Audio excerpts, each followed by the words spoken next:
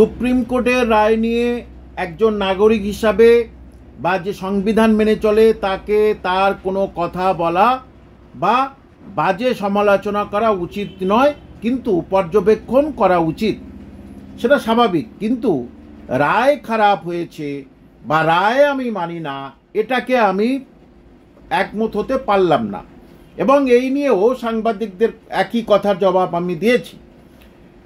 কিন্তু এখন প্রশ্ন হলো যে যারা 2016 থেকে স্কুলের মাস্টারমশাই দিদিমণি হবেন বলে তারা বিএড করেছে বা ডিএলএড করেছে বা স্পেশাল বিএড স্পেশাল ডিএলএড করেছে, তাদের আশা কি না স্কুলের মাস্টারমশাই দিদিমণি হবেন এবং তারা তাদের বাবা মাদের আশা ভরসা হবেন শেষ বয়সে।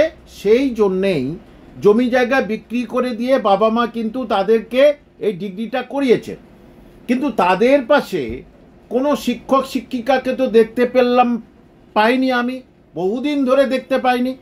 আর যারা স্কুল সার্ভিস কমিশন রিজার্ভে বসে আছে বহু বছর ধরে, শহীদুল্লাহ, যাদের ওখানে আমি 10 থেকে 12 বার গেছি, কই তাদের জন্য তো কেউ কোনোদিন একদিনও কোনো শিক্ষক শিক্ষিকা তারা তো তাদের পাশে এসে দাঁড়ায়নি।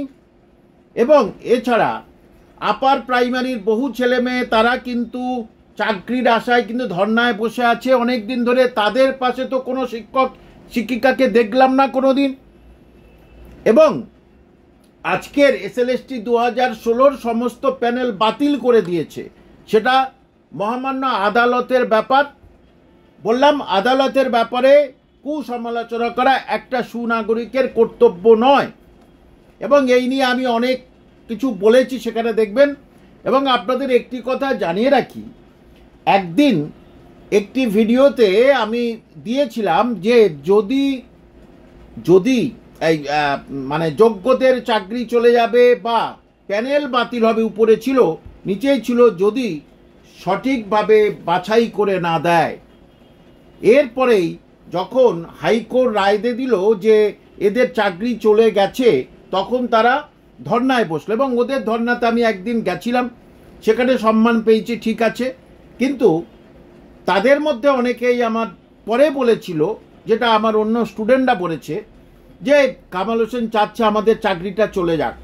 দেখুন, সত্যিটা তো সত্যি করে বলতে হবে, যে বাছাই করে দেয়নি চাল আর কাঁকড়, তাহলে সেই ভিত্তিতে করে দিয়েছে। এবং পুরো রায়টা পড়লেই তাহলে পরিষ্কার করে বোঝা যাবে, হাইকোর্ট এবং সুপ্রিম কোর্টে সেখানে তারা পরিষ্কার বলেছে আমাদের বিভিন্ন সময় বিভিন্ন তথ্য দেওয়া হয়েছে।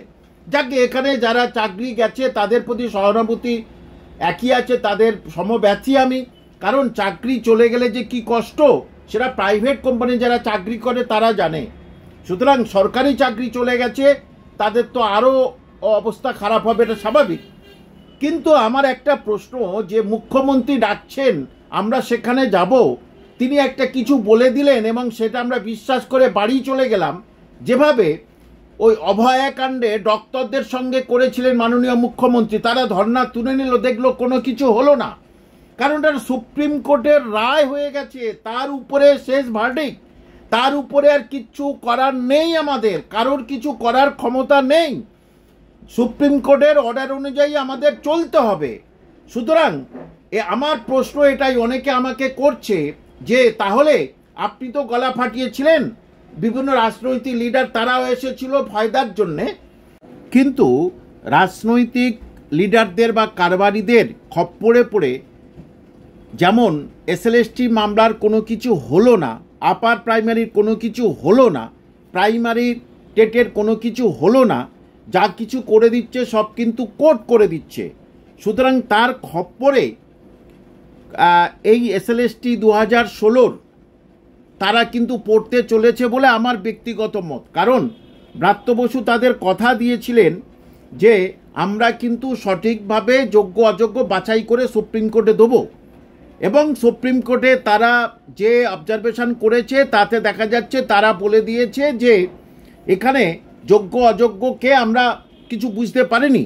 এখন অনেকে প্রশ্ন করছে যে অযোগ্যদের যদি মানে টাকা ফেরত দিতে হয়, তাহলে তো সেই লিস্টটা আছে, সেখানে পরিষ্কার একটি কথা, স্কুল সার্ভিস কমিশন কিন্তু 2-3 বার দুরকম লিস্ট দিয়েছে। কোনোবার 5,000, কোনোবার 5,000-এর বেশি কাছাকাছি, শেষে দিয়ে 5,303 জন। সুতরাং এটা দেখতে হবে যে আমার প্রশ্ন, সুপ্রিম কোর্ট যা বলেছে তার বাইরে আমরা যেতে পারি না, কিন্তু আজকের যে সমস্ত ছেলে মেয়ে যারা স্কুলের শিক্ষক শিক্ষিকা হওয়ার স্বপ্ন দেখছে, তাদের জন্যে কোনো রাজনৈতিক লিডার আসেনি, তাদের হয়ে কেউ গলা ফাটায়নি, অথবা যে রাজ্যের যে শিক্ষক শিক্ষিকা তারা কিন্তু এই বঞ্চিত ছেলে মেয়েদের জন্যে বা বঞ্চিত চাকরি প্রার্থী, তারা একটাও চাকরি পরীক্ষা দিতে পারেনি, হতাশায় তাদের দিন কেটেছে এবং কাটছে। এখন তারা একটু আশার আলো দেখছে যে নতুন বিজ্ঞপ্তি হতে পারে, সেটা নিয়ম, কিন্তু এটা সদিচ্ছার অভাব এই সরকারের। কারণ 2026-এর ইলেকশনে বৈতরণী পার হবে কি করে? আগে অন্য ঘটনা ছিল, এখন কিন্তু অন্য রকম হয়ে গেছে রাজ্যের অবস্থা। সুতরাং ত্রিপুরাতে এরকম ছিল না। ত্রিপুরাতে যেই 10,200 জনের চাকরি চলে গেল, তখন কিন্তু একটা অদ্ভুত ধরনের পরিবেশ তৈরি হলো। সুতরাং আমি বললাম, কোনো রাজনৈতিক লিডারকে সাপোর্ট কিছু অন্য কিছু করছি না।